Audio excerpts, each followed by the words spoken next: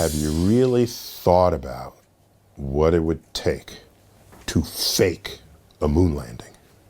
Because the rocket did launch. We all saw the rocket launch. If you wanted to fake the moon landing, you would have to fake all of these documents. And it just seems to me it's way easier to just go to the moon. Has anyone considered that? Neil Armstrong guy. Have you seen him on the talk shows? Neil Armstrong, you mean the first man to walk on the moon? Talk about a fish story. Yeah. Man, and they're buying it. Oh, yeah.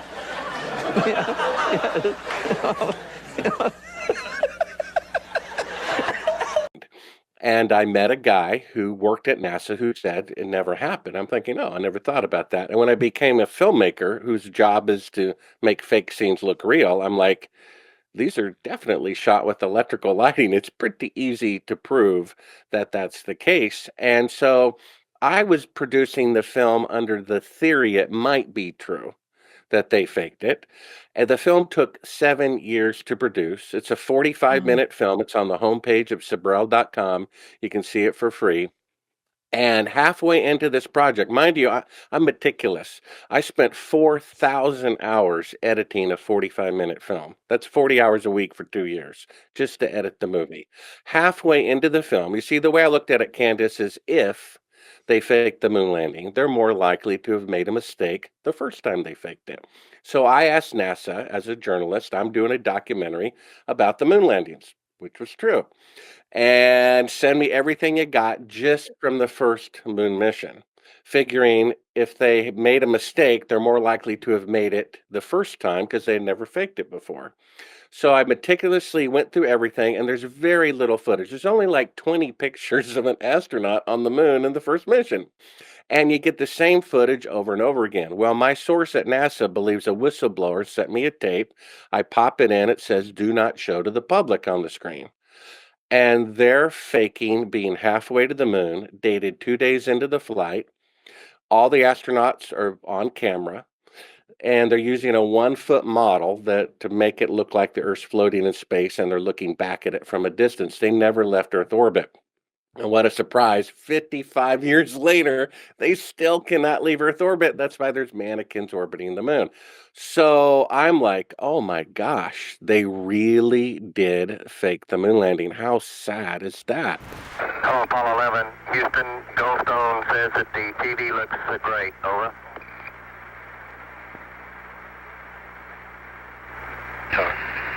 Okay, Roger, we're coming in on Earth. Okay, so what we're seeing here on the right-hand side is allegedly the Earth floating in space. But in fact, that is a circular window of the spacecraft. You can kind of see the thickness there at the bottom. And they've moved the camera at the back of the spacecraft, and they turned out all the lights. And you're seeing part of the Earth outside of a circular window, but it looks like the Earth floating in space from a distance. And this is the footage that we uncovered that proves that they never left Earth orbit, because there it is right out the window, and they're faking being halfway to the moon. They allegedly have the lens at the window's glass to shoot the tiny Earth far away. But when we show the final clip, you'll see that the camera's at the back of the spacecraft. All these segments we got were unedited. They only showed about 10 seconds of this to the public. That's why it says "do not show to the public" at the beginning of this unedited reel. Now, what you just heard, and you can play it again, is the talk, is because they're in Earth orbit, only a couple of hundred miles above the Earth, they would have an instantaneous conversation with NASA. Like, I might say, "Hello, how are you?" They would say, "I'm doing fine. How are you?" "I'm doing okay." But they're supposed to be halfway to the moon or 136,000 miles away.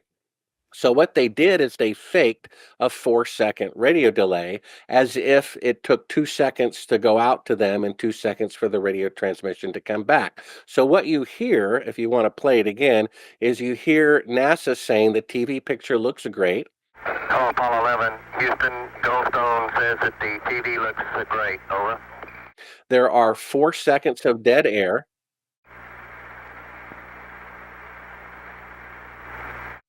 And now you'll hear the CIA prompting them to speak after the 4 seconds. Okay, Roger, we're dropping in on Earth. So we actually have a third track of hidden audio of the CIA telling them not to speak until 4 seconds go by to create this fake radio delay.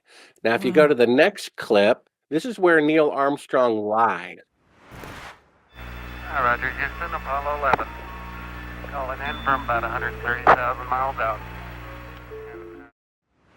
Yeah, so go ahead and freeze it there. So he just lied. This is the part that's in all the NASA reels. He claims he's halfway to the moon, but what you're seeing is really a circular window of the spacecraft with the camera back. If that were really the Earth floating in space, the lens would have to be at the glass, right? But it's actually at the back of the spacecraft. All the lights are off, and you're seeing a circular window in the foreground, outside of which is completely filled with the Earth in low Earth orbit. They even insert a little crescent piece of material into the window to make it look like the Terminator line between night and day.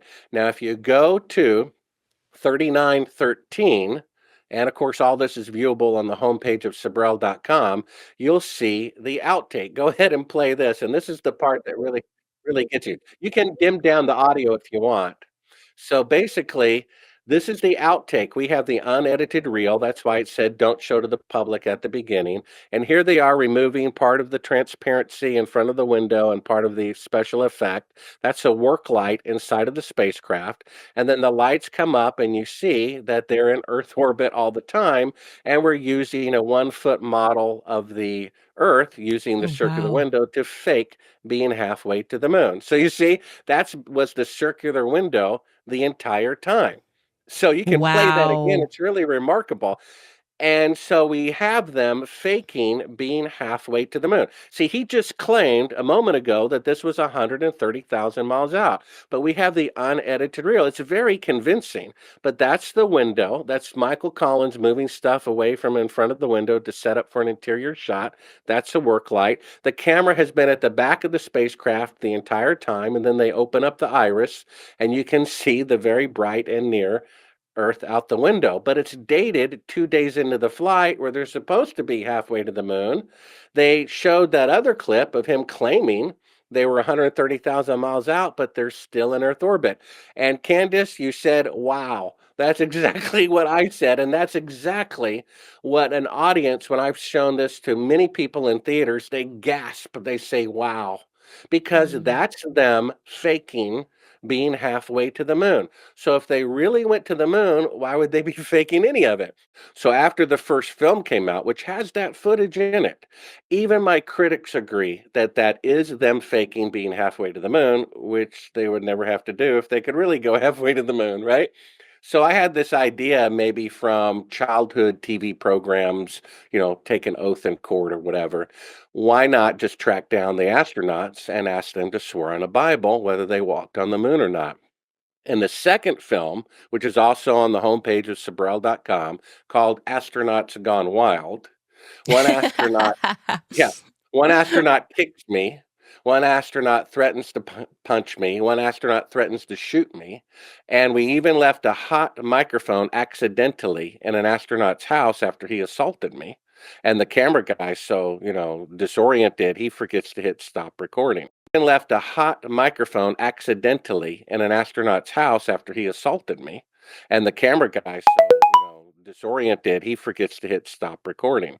So while the astronaut and his son are in their house with the door closed, we're recording the audio by wireless microphone in the back seat of the rental car in the driveway.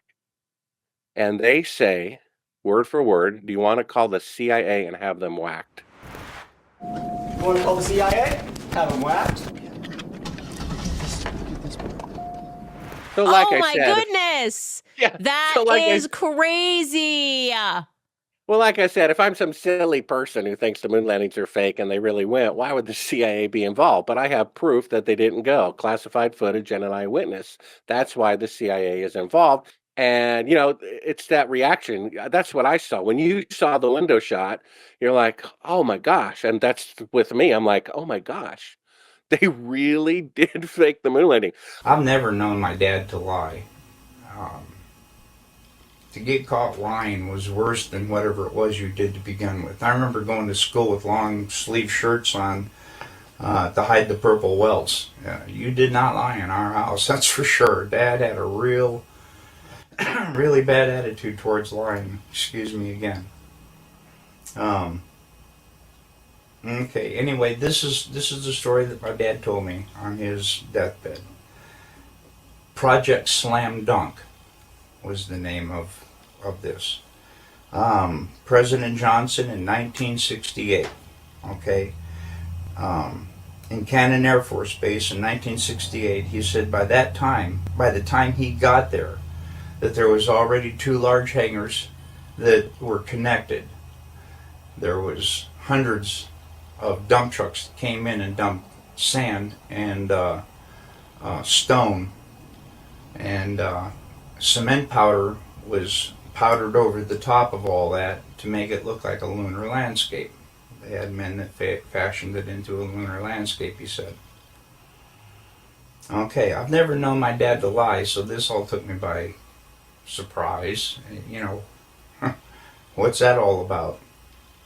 So anyway, he said that in front of the airplane hangars was pole framing with large canvas tents that was concealing the inside of the staging area.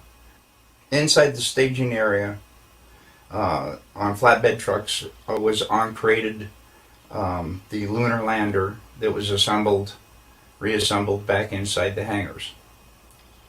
All of the walls were painted flat black, and the ceilings as well. He was sworn to secrecy by the NSA, and they would put him in prison for breaking that oath. When Dad saw the moon landing on TV, he cried. He said he knew that what he had witnessed on TV was exactly what they recorded in that hangar. There was no reason for them to go flying around and everything. They had detailed high-definition photos of the landing area. There was no reason for them to go flying around to a different landing area that almost exhausted their fuel, except for drama, because everything had gone so smoothly. Nothing, you know, so it had to be something. Anyway, Dad was one of 3 guards that guarded the inside of the front entrance. There was a list of 15 people who could enter. No one else was allowed by order of President Johnson. And here is that list, and I gave it to Bart Seibel as well. And he checked out a lot of these names, and he says he can verify a lot of these people and what they do. And I come across a couple myself. Anyway, President Johnson, Neil Armstrong, Edwin Aldrin, Werner von Braun, Robert Emenegger, Gene Kranz, James Webb, Joe Kerwin, Dr. Thomas Paine, Glenn Looney, Dr. Christopher Kraft, Dr. James Van Allen, General Trudeau, Lieutenant Colonel Donald Simon, and Grant Norrie. Wow, wow, wow. I mean, what is the incentive for someone to put their lives at risk to say that their father told them something on their dying bed, you know? You don't think the moon landing is real? No, I don't. No. Do you? Yeah. Why do you think the moon landing is real? Why don't you tell me why? I saw it on television. Oh, you're a genius. Oh, beep that. Hit Okay, that. we'll bleep it. We'll bleep it. No, it's okay. We got That's it. genius. You saw it on TV? That's awesome. I'm going to show you some CGI. I'm going to show you King Kong. I saw that on TV, too. There's an 80-foot gorilla. He's running around kidnapping white chicks. You should check it out. 1972 was the last time a human being has been through the Van Allen radiation belt. 1972. That's the last time. There's been only 7 trips ever that human beings have ever gone past 400 miles. Every single space station mission, every space shuttle, every satellite, all of those are inside the protective Van Allen radiation belts, which start at 1,000 miles. They go from 1,000 miles to, depending on who you ask, if you ask NASA, 24,000 miles. If you ask James Van Allen, the guy who discovered it, it's 67,000 miles of intense radiation that's in a gigantic donut band that covers around the Earth. Now, even if you got outside of that band, you have to deal with solar cycles. There's the apex of a 20-year solar cycle was between 1969 and 1972. All the time when these guys are making those missions. Any one of those guys out there in those tiny little aluminum shielded crafts would have been killed instantly during any solar flare. Why fake it? Thank you, Carlos. Why not fake it? You should open with that. If you look at any of the footage online, it looks ridiculous. It looks stupid. If you look at the videos, it looks ridiculous and dumb. You know why? Because in 1969, nobody anticipated that we were going to have VCRs and the internet. We were going to be able to watch that. They wanted to win the Cold War. The Soviet Union's had over 10 firsts in space. First man in space, first woman in space, first they had everything. First dog in space. They had first satellite. They were so much more advanced than the Americans were. But the Americans were more advanced in trickery, and that's what they did. They figured out a way to fake it. That's why when Neil Armstrong got back, first of all, he went insane. They went into a deep depression. So did Buzz Aldrin. He became a huge alcoholic. He gave no interviews. Neil Armstrong still to this day will not give interviews. He gave one speech that he gave at the 25th anniversary of the moon landing, and this is what he said in front of America's best honor students. He said, "We have here amongst us America's best and brightest." And the quote was, "You will achieve many great things if you could peel away one of truth's hidden layers." That's a speech this guy gives standing in front of the top honor students of the country. Not, "I went to the moon." He doesn't say that. He gives this cryptic speech. Now, Bill Clinton, in page 100, I think it's 156 of his book, My Life, he gives this story about how when he was a kid, he was working with this carpenter. And this carpenter said, "You know, I don't believe man landed on the moon." It was 3 months after the moon landing. And he said, "I thought that guy was ridiculous." He said, "You know what? I don't believe anything those TV fellows show you." He said, "After 8 years in the White House, I thought maybe that guy was ahead of his time." Wow. This is in Bill Clinton's autobiography. Wow. This is in his book. There's no way people went on the moon. There's no way. By the way, it's impossible today. China wants to go back to the moon. They don't even have a clue how to do it. They're going to try to get there in 2020. America thinks we could possibly go back in 2017. All of the hard data, the telemetry data, 14,000 reels is missing. No one can find it. What the telemetry data is, that's the binary data, the ones and the zeros that show the distance between the command module and the Earth during every step of the way on the way to the moon and back, which you can't fake. They don't have that. They can't find it. Which you would think would be in a locked golden vault in the Smithsonian. But no, they can't find it. Well, they say, well, you know, they placed laser reflectors on the moon. You could shoot a laser beam. That's proof. Well, it's not proof because the Russians did it twice with unmanned probes. The Russians also collected space samples and samples of the moon. Very amazing, and I've had these guys on. And which guys? You know, the different guys on the internet that are behind. There's a lot of guys, and I've debated that one guy, that Phil Plait from Battersea. I clown that guy. The guy that gets in every astronaut's face. Well, that guy's a crazy Christian, and he's nuts. Which is, you know what, you have to be a little crazy to look that deep into this theory, because it seems so solid. We went to the moon. It seems so solid until you look into it. But here's the only thing. We can't keep anything quiet in this country. It doesn't matter. No one's keeping it quiet. Everybody you go at NASA, look at it. The astronauts, I mean, those guys are afraid of their lives. Gus Grisham, the pilot who was the guy who died on the launch pad along with two of his friends, he was a public critic of NASA. He put a lemon, he hung it on the simulator, put a lemon and put it on a hanger and hung it. He was dead in that same cockpit. He died like 2 weeks later. He burned to death inside of that. They were terrified. This is a matter of life and death. These guys were in the middle of a huge Cold War between Russia, and they wanted to show that America had technological superiority. The race to the moon landing, all that stuff is not about going to the moon and collecting things. It's about military superiority. It's about the ability to do things with military technology. All that stuff they use for NASA, all the stuff they use for the stealth bomber, the space shuttle, all those missions, it's not for philanthropy missions. That's to fuel the military-industrial complex. The machine behind this is all the military. And getting to the moon first is making a statement that we have military technological superiority over Russia, and that's what they did. If you look into it, man, the more you look into it, look, there's every photograph of the moon looks goofy. There's intersecting shadows that show more than one light source, and you could try to explain any one of these things away, which many people do. But the problem is when you look at them all together. Joe, we're not on for 10 hours. Man cow.